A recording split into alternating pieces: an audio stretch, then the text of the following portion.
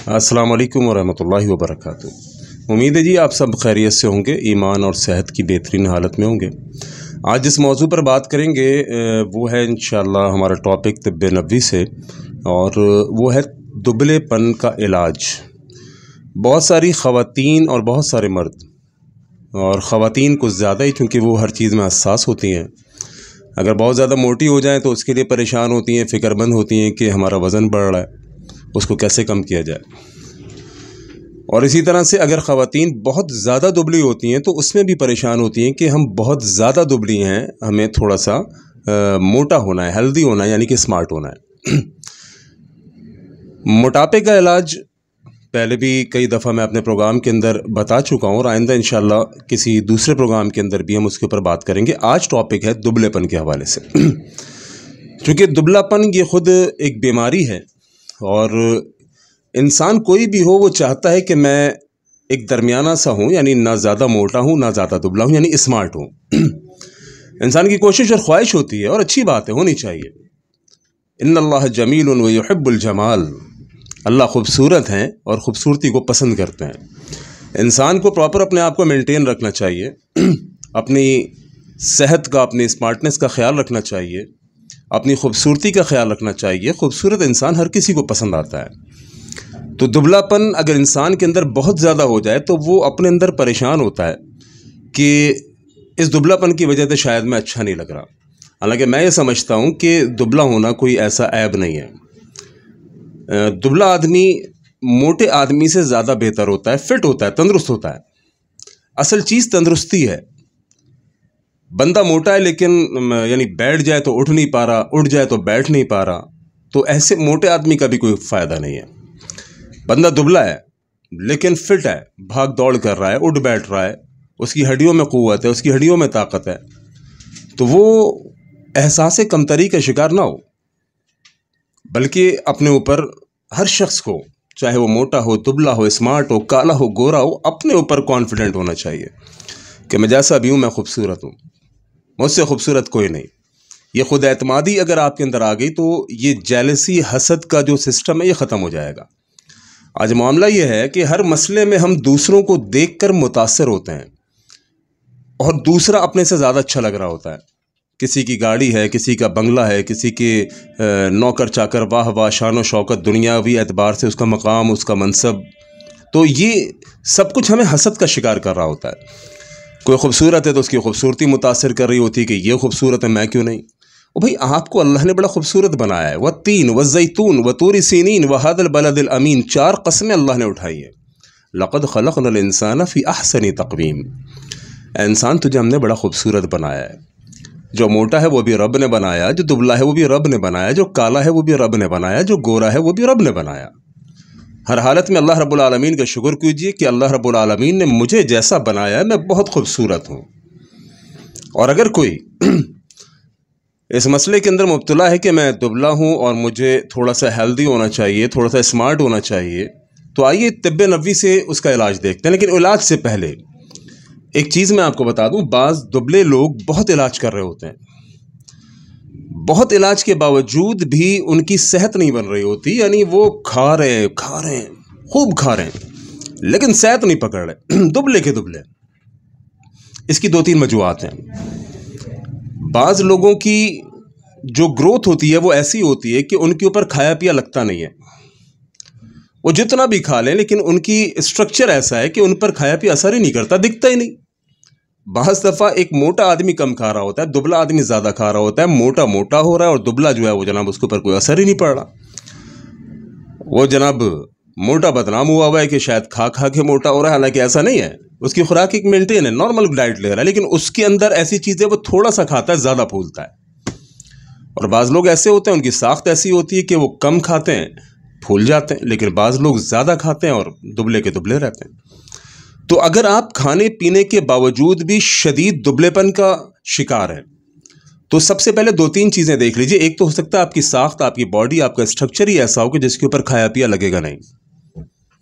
दूसरा, ये देख लीजिए कि कहीं ये मरीज़ हाइपरथायराइड का मर्ज के अंदर मुब्तला तो नहीं है, इसके ऊपर भी कोई खाया पिया नहीं लगेगा। तीसरा, ये मरीज़ कहीं टीबी का मरीज़ तो नहीं है, इसके ऊपर भी खाया पिया नहीं लगेगा।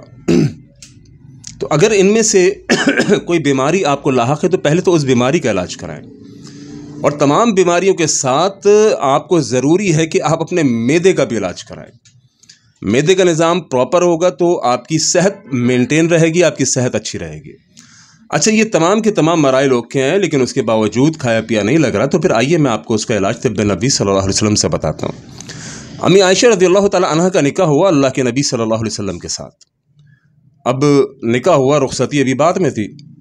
रुखसती से पहले अम्मी आयशा रज़ियल्लाहु ताला अन्हा की जो वालदा थी, उन्होंने देखा कि अम्मी आयशा रज़ियल्लाहु ताला अन्हा की ग्रोथ जो है वो थोड़ी कम है, क्योंकि अभी निकाह हुआ है, अब वो रुखसती की तैयारियों में लगे हुए हैं।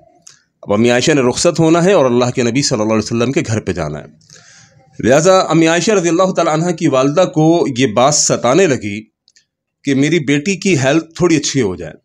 उसके लिए उन्होंने कोशिशें की, बहुत सारे मामलात किए। उन कोशिशों के अंदर एक कोशिश अम्मी आयशा रज़ियल्लाहु ताला अन्हा की जो वालदा ने की, अपनी बेटी यानी आयशा रज़ियल्लाहु ताला अन्हा की ग्रोथ के लिए, हेल्थ के लिए, सेहत के लिए, उसमें दो चीज़ों का तस्करा मिलता है। एक, उन्होंने रुखसती से पहले अम्मी आयशा रज़ियल्लाहु ताला अन्हा को खजूर बहुत ज़्यादा खिलाना शुरू की। खजूर बेहतरीन ग़िज़ा है।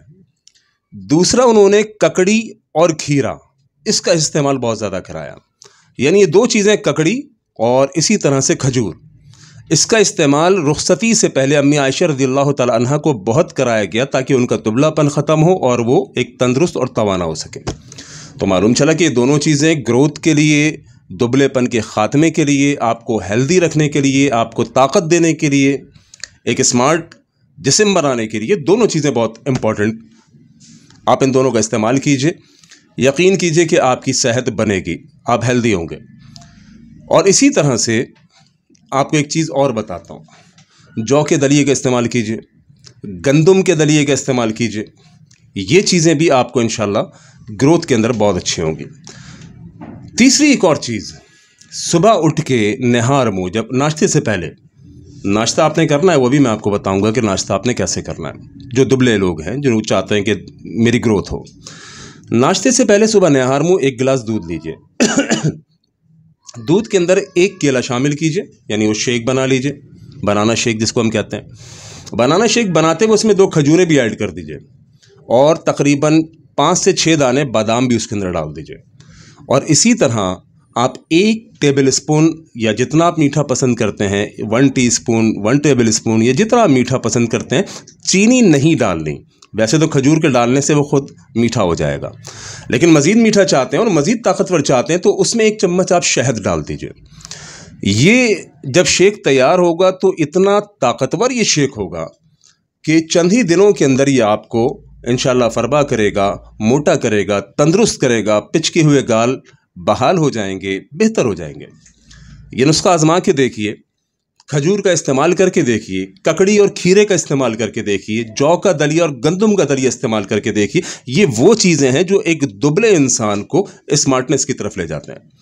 इसी तरह जब आप नाश्ता करें तो नाश्ते में जो दुबला इंसान है, दुबलापन को जो ख़त्म करना चाहता है, नाश्ते में आपने पराठा खाना है देसी घी का।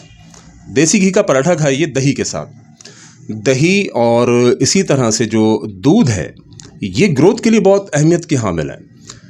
दोपहर के खाने में सब्ज़ी भी इस्तेमाल कीजिए, इसी तरह रात के खाने में भी सब्ज़ी भी इस्तेमाल कीजिए, दालें भी इस्तेमाल कीजिए, गोश्त भी इस्तेमाल कीजिए। बाज़ लोग समझते हैं कि गोश्त का इस्तेमाल करके हम बहुत ताकतवर हो जाएंगे, ऐसी बात नहीं है।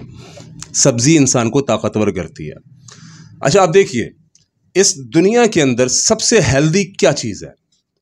पूरी दुनिया में उठा के देख लीजिए, इंसानों में, हैवानों में सबसे ज़्यादा ताकतवर गोश्त का पहाड़ आपको क्या नज़र आता है? वो है हाथी, एलिफेंट। अच्छा, हाथी गोश्त इस्तेमाल नहीं करता, लेकिन गोश्त उसमें देखेंगे तो सबसे ज़्यादा आपको नज़र आएगा, ताकत देखेंगे तो सबसे ज़्यादा नज़र आएगी। हाथी गोश्त इस्तेमाल नहीं करता, हाथी सब्जियां इस्तेमाल करता है। हाथी फ्रूट बहुत शौक से खाता है। फ्रूट्स और सब्जियों की तरफ आएँ, लेकिन गोश्त भी खाइए, कीमे की सूरत में खाइए, मटन खाइए। फार्मी मुर्गी तो वैसे ही सिर्फ फुलाती है, फार्मी मुर्गी का कोई फ़ायदा नहीं। फार्मी मुर्गी ने आपको सिर्फ फुलाना है, आपको बर्बाद करना है।